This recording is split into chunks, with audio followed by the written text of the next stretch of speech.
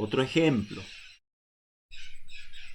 Miren esta expresión. Es la serie funcional que tengo acá tiene pinta porque son sumas de potencias de z o de z menos z0, así que no, por supuesto, lo único que hay que hacer es manipular bien esto para ver cuál es el jésimo coeficiente. Fíjense que casi que no quedan dudas que el centro va a ser menos 3 más 4i, porque cuando yo intente hacer análogo z más 3 menos 4i a z menos z0, el z0 va a tener que ser menos 3 más 4i. ¿Sí? O sea, z menos z0 queda efectivamente esto que está acá. Pero los c sub j uno está con ganas de mirar directamente de acá. Pero si se da cuenta, si yo dijera que este es mi c sub j, en realidad c sub j en un desarrollo de potencia es lo que multiplica la potencia jésima de z menos z0, y acá tengo la potencia j más 2 ésima de z menos z0, así que este no es c sub j. Nos podríamos intentar avivar y decir, bueno, a esto lo voy a dejar como está, y al z más 3 menos 4i a la j más 2 lo voy a escribir como z más 3 menos 4i al cuadrado por z más 3 menos 4i a la j, porque j más 2 es j más 2.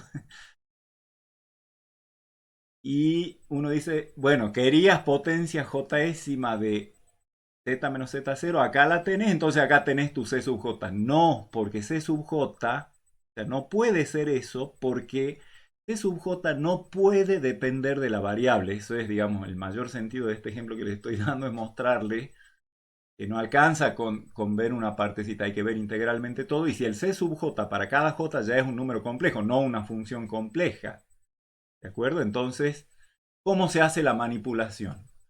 La manipulación se puede hacer así. Yo voy a expandir esto para j igual a 0, para j igual a 1, para j igual a 2, por lo menos los primeros términos para darme cuenta de qué es lo que pasa. Para j igual a 0 me queda i a la 0 sobre 0 más 1 por z menos z0 al cuadrado. Ahí ya me estoy dando cuenta de que hay como un desfasaje de 2. Con el j igual a 1 va a ser i sobre 2 por z menos z0 al cubo. Con el j igual a 2 va a ser i al cuadrado sobre 2 más 1, 3 por z menos z0 a la cuarta, etc. ¿Y cómo completo con los dos términos? Porque acá me aparece acá tengo el coeficiente de z de la potencia cuadrada, de la potencia segunda de z menos z0. Acá el coeficiente de la potencia tercera, el coeficiente de la potencia cuarta. Faltan el de la primera potencia y el término independiente, así que a eso los completo con 0, porque si no aparecían eran porque eran 0.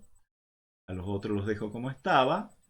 Y eso me deja ver lo siguiente, que c sub j vale 0 si j es menor o igual, si j es menor estricto que 2, o sea, para 0 y para 1, c0 y c1 son 0.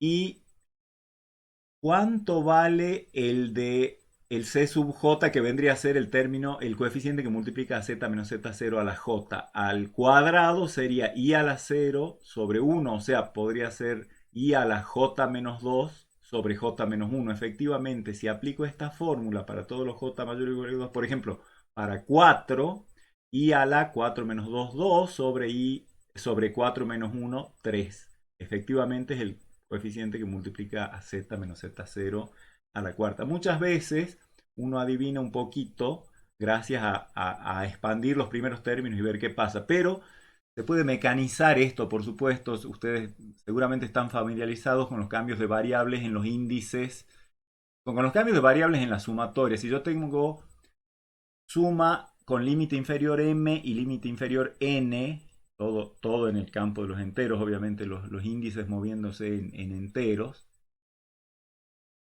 y tengo que sumar términos de una sucesión. Hagamos de cuenta que m y n son números naturales.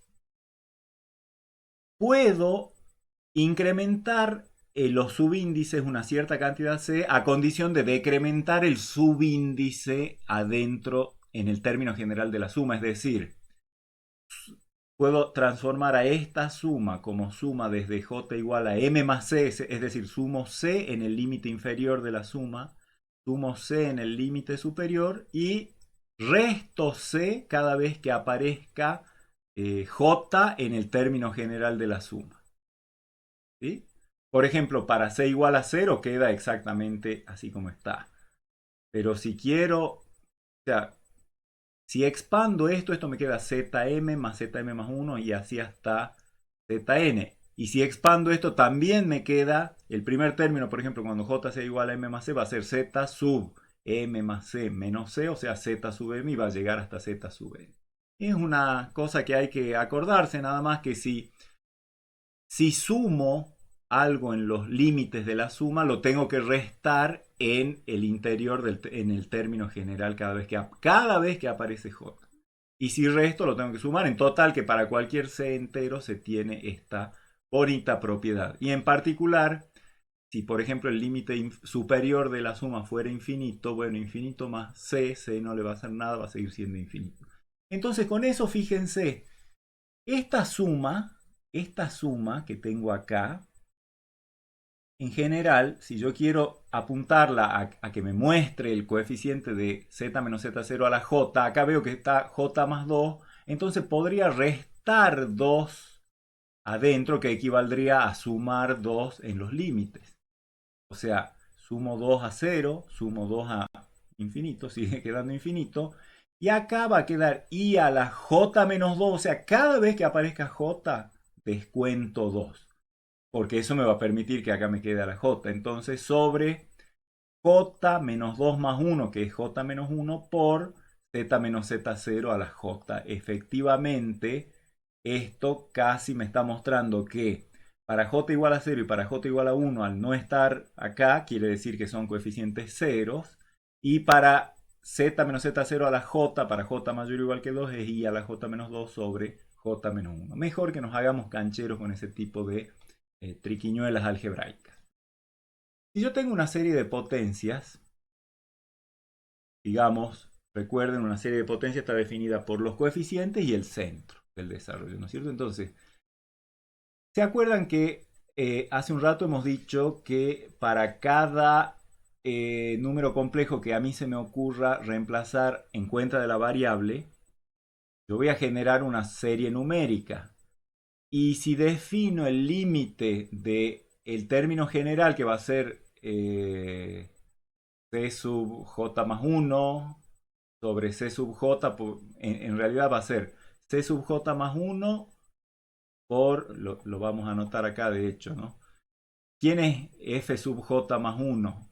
C sub j más 1 por z menos z0 a la j más 1. ¿Y quién es f sub j? Es c sub j por z menos z0 a la j.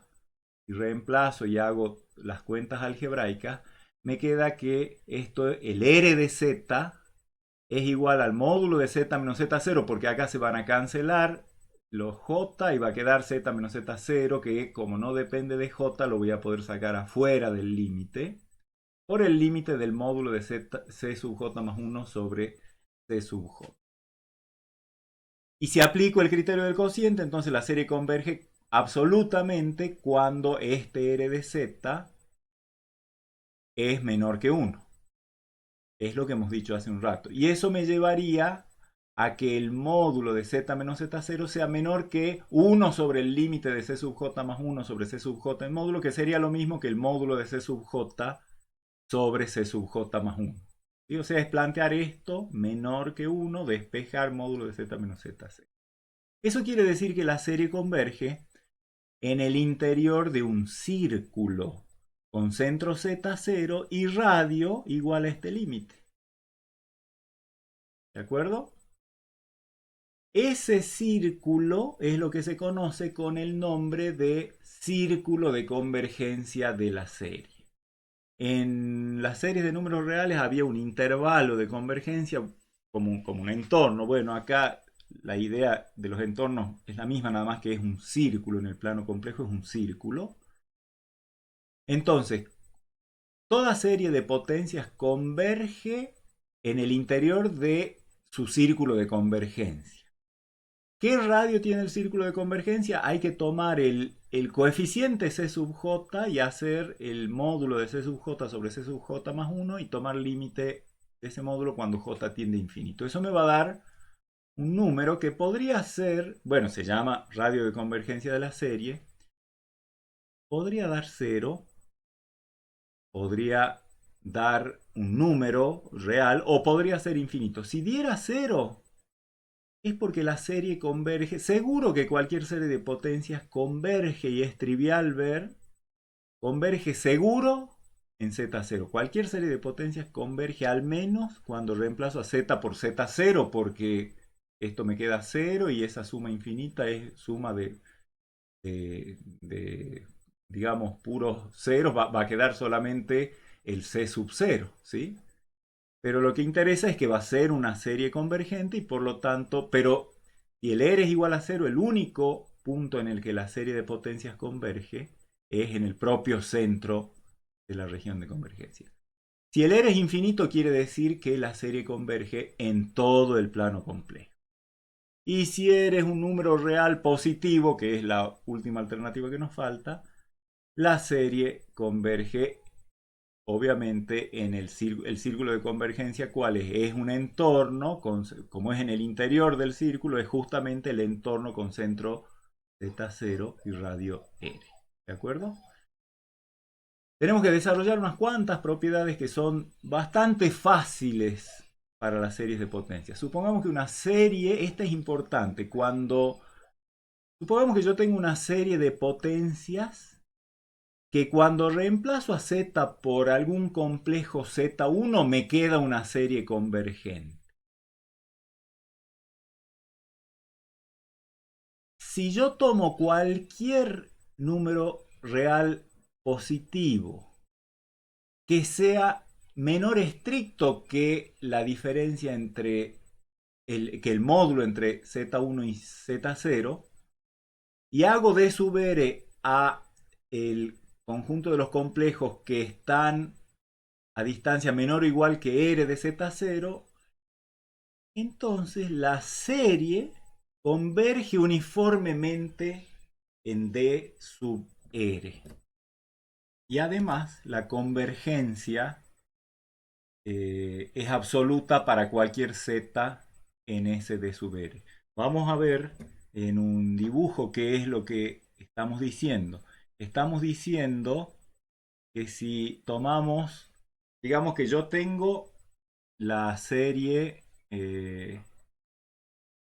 digamos, suma de ciertos coeficientes C sub j por z menos z0 a la j, es decir, un desarrollo en serie de potencias cuyo centro es este z0.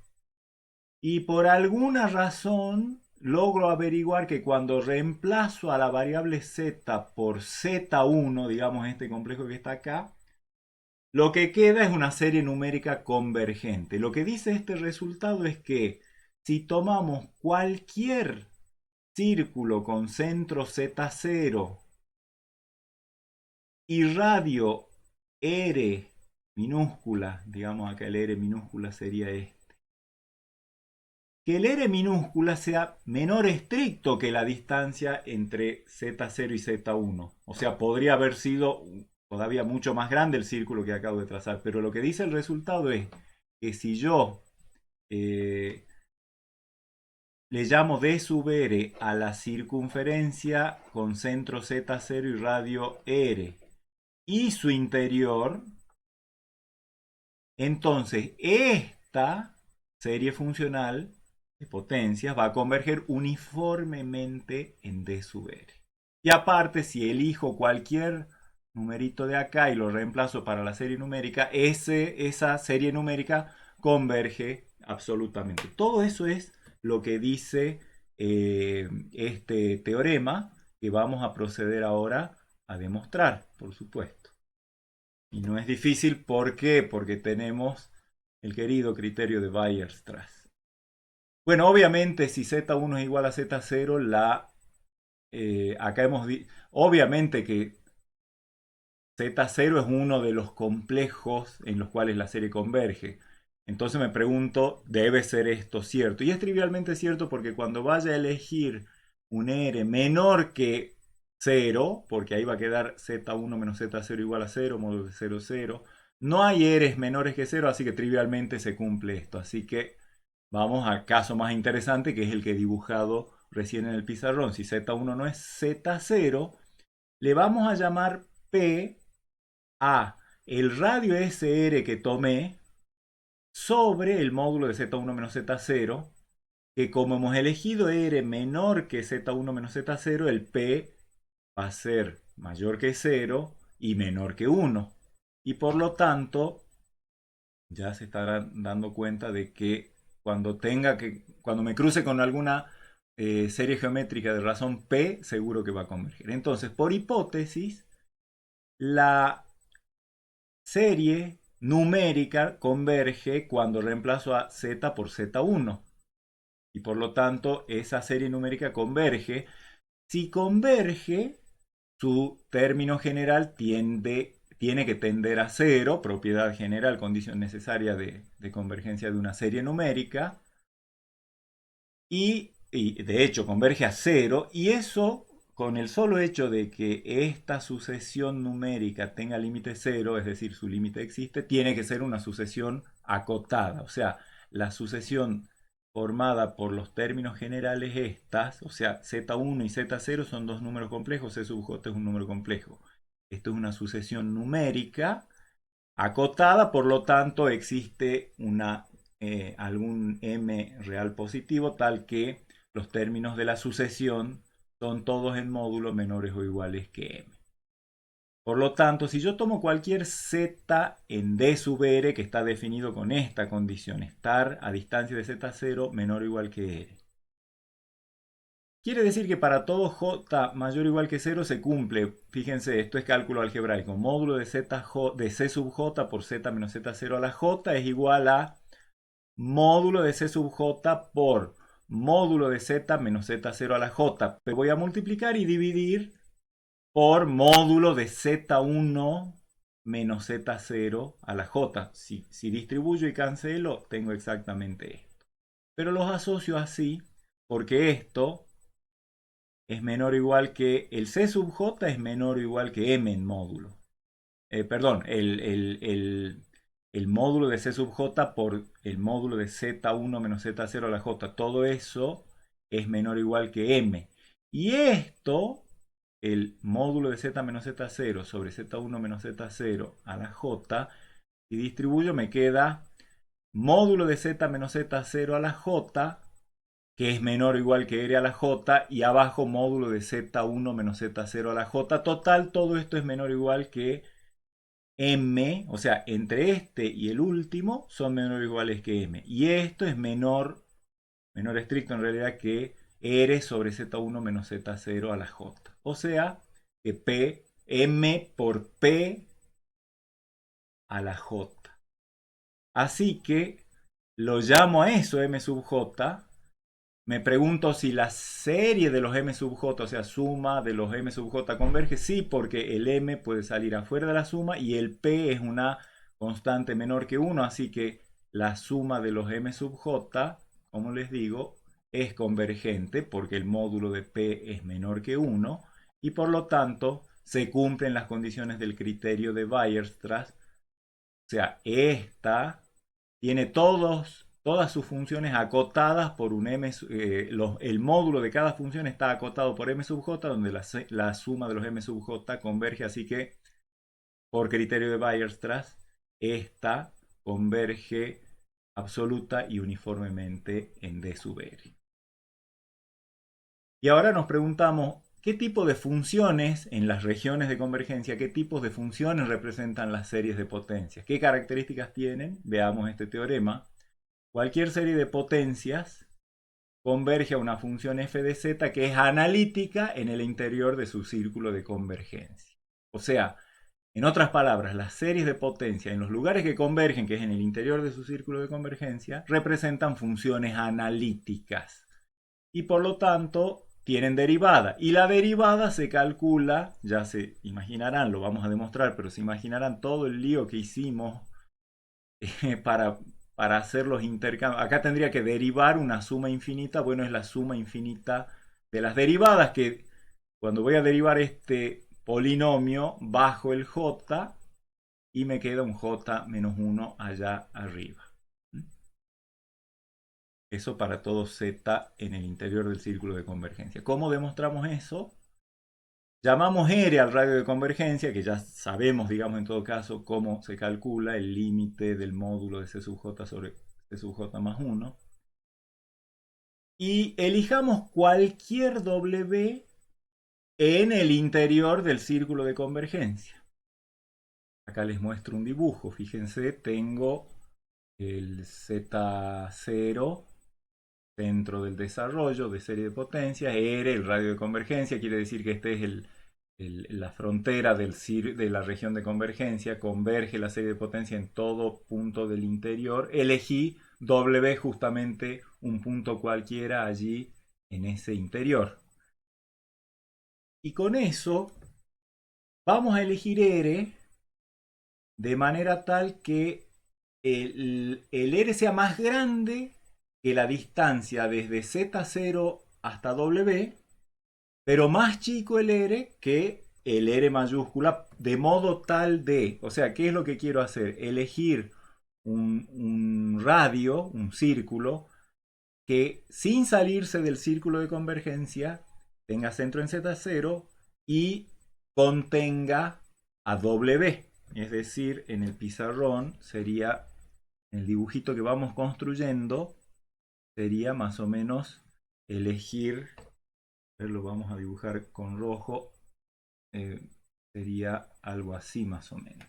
¿Sí? Elegir un círculo con centro en Z0 sin salirse de la región de convergencia, pero que contenga a W en su interior.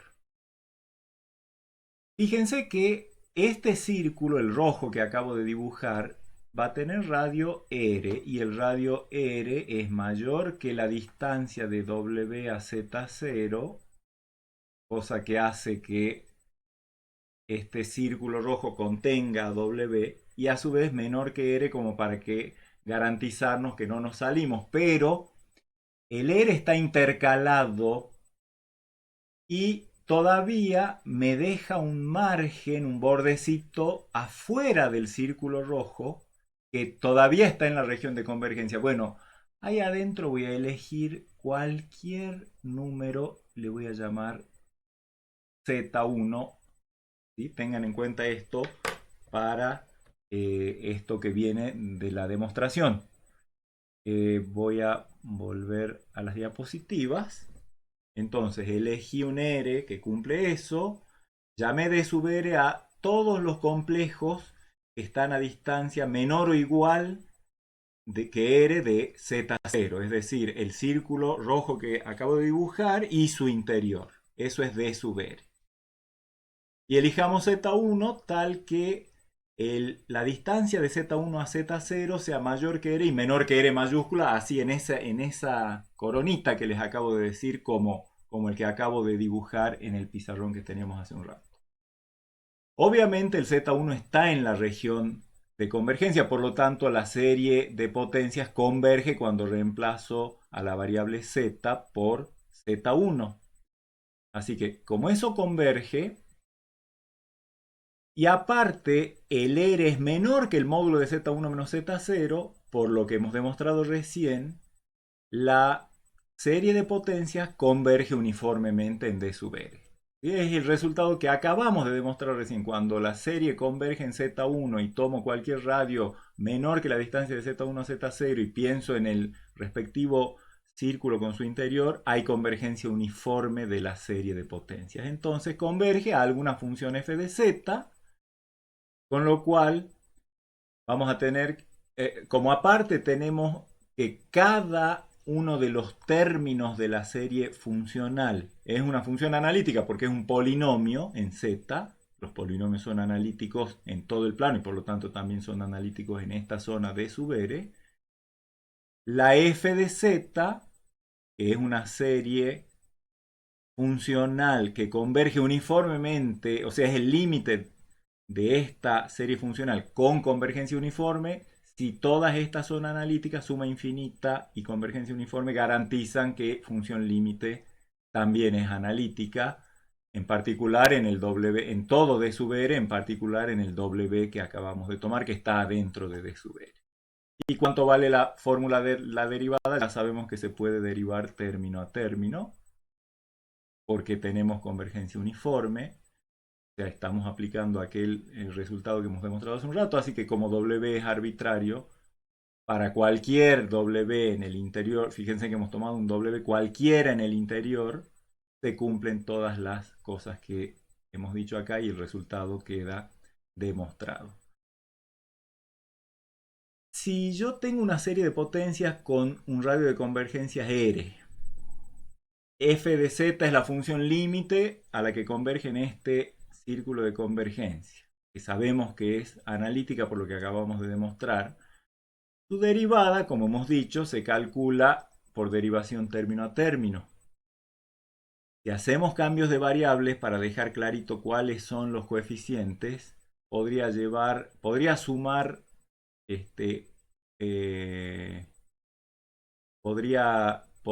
llevar, o sea, en principio, para j igual a 0, acá tengo un 0, así que todo esto es 0, así que la suma sin problema podría empezar desde 1. No pierdo nada porque para j igual a 0 tengo un 0 en el término. Y ahora puedo hacer un cambio de variable, descontar 1 en el y en límite inferior, en el límite superior queda infinito y acá va a quedar j más 1. Ahora tengo que sumar, si desconté 1 acá, tengo que sumar 1 cada vez que aparezca j acá. Así que acá aparece j, pongo j más 1. Acá aparece j, pongo j más 1. Y acá aparece j, pongo j más 1 menos 1, o sea, z menos z0 a la j. Esa es la expresión de la derivada. Me pregunto por el radio de convergencia. ¿Qué tengo que hacer? El coeficiente de la derivada, fíjense, este sería el coeficiente c sub j para la derivada, digamos, o sea, el coeficiente que multiplica la potencia de z menos z0 es j más 1 por c sub j más 1.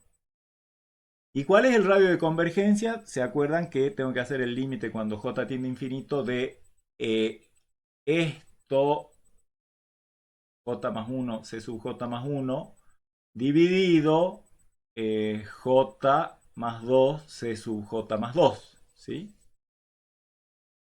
Y tomar límite del módulo cuando j tiende a infinito, pero esto da lo mismo que, bueno, si asocio así j más 1 sobre j más 2 y c sub j más 1 sobre c sub j más 2, ambos límites existen, este vale 1 y el otro límite existe y vale lo mismo que el límite de c sub j sobre c sub j más 1, porque es simplemente un cambio de variable, es r, o sea que r' es igual a r. ¿Qué quiere decir eso? Que la derivada tiene radio, la función derivada de f de z admite este desarrollo que tiene el mismo radio de convergencia, es decir, si una serie de potencias representa una función f, la derivada de f tiene representación también en serie de potencias válida para el mismo para el mismo círculo de convergencia. Y el mismo razonamiento se puede aplicar a las derivadas sucesivas. En definitiva, cualquier derivada de la función tiene representación en series de potencias en el mismo entorno en el que converge la serie de potencias, es decir, en el mismo círculo de convergencia. ¿Y la expresión cuál es? Bueno, acá tenemos la de la derivada primera. La derivada segunda equivaldría a bajar otra vez el j, digamos, podemos hacer un razonamiento, pero bajamos primero j, después j menos 1, después j menos 2 y así sucesivamente, hasta llegar a j menos n más 1 por c sub j por z menos z0 a la j menos n. O sea, simplemente es derivar n veces cada uno de los polinomios que aparecen en el término general.